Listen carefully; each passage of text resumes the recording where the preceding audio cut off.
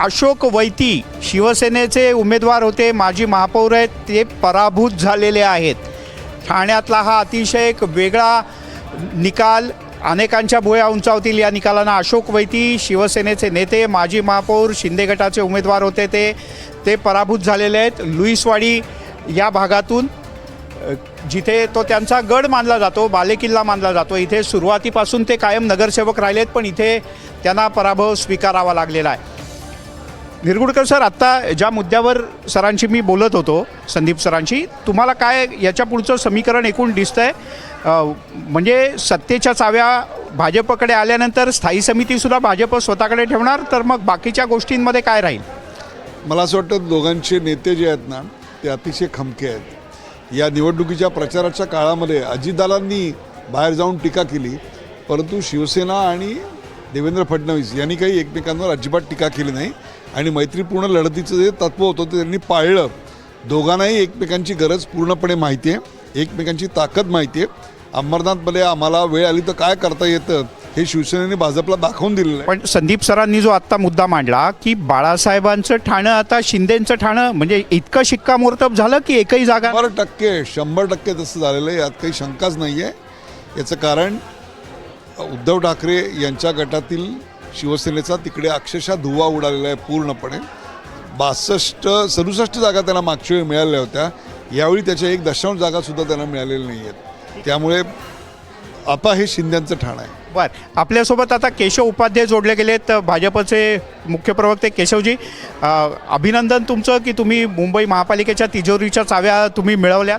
आम्ही विकासाची किल्ली मिळवली आहे। तिजोरीच्या चाव्या ह्या आत्तापर्यंत होत्या कोणाकडे? आम्ही मुंबईतल्या जनतेने आम्हाला विकासाची किल्ली दिलेली आहे। विकासाचं जे कुलूप वर्षानुवर्ष अडकलेलं होतं ते कुलूप उघडायचं आहे, ते काम करायचं आहे। त्यासाठी मुंबईकर जनतेने भारतीय जनता पार्टीला इतक्या मोठ्या संख्येने निवडून दिलं आहे। गेल्या अनेक वर्षाची भारतीय जनता, जसं तुम्हाला सगळ्यांना आठवत असेल की जसं एक देशाचे पंतप्रधान वाजपेयी व्हावेत असं एक अनेकांचं स्वप्न होतं, या राज्याचा मुख्यमंत्री भारतीय जनता पार्टीचा व्हावा हे अनेक कार्यकर्त्यांचं स्वप्न होतं। तसंच मुंबईचा महापौरसुद्धा भारतीय जनता पार्टीचा व्हावा हे भारतीय जनता पार्टीच्या असंख्य कार्यकर्त्यांचं स्वप्न होतं। मला असं वाटतं ते स्वप्न प्रत्यक्षामध्ये येण्यासाठी सुरुवात झालेली आहे। पण मग आता महापौर हिंदी, हिंदू, मराठी काय नेमकं? महापौर 100% मराठीच, त्यात शंका बाळगायचं की कारण नाही। इथलाच महापौर, मराठीचं महापौर, जय श्रीराम म्हणणारा महापौर, जय श्रीराम म्हणताना न लाजणारा महापौर, हाच या ठिकाणी मुंबईत। बरं, आता पण मग पुढच्या वाटपाचं कसं होणार? मला असं वाटतं की दोन्ही नेते म्हणून एकत्र बसतील।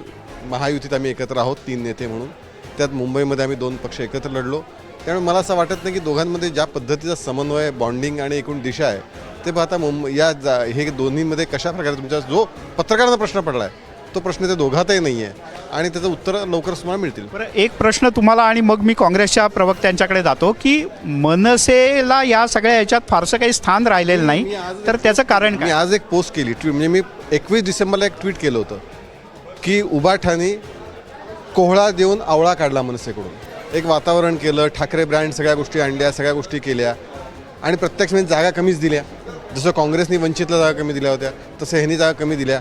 आज ज्यावेळी सगळ्यात दिसतं, आज सगळ्या अख्ख्या याच्यामधला सगळ्यात मोठा लुजर कोण असेल तर तो मनसे राहिला आहे। ना जागा मिळाल्या, कारण जेमतेम 10चा आकडा मला वाटत नाही मनसे किती गाठत होते, 10चा 2 आकडे जाईल की मला शंका आहे। त्यामुळे जागाही मिळाल्या नाहीत, त्यामुळे बाकीच हिंदुत्वाचा जो काही त्यांनी एक चेहरा स्वीकारला होता तोही या निमित्ताने गेला, त्यामुळे काहीच राहिलं नाही।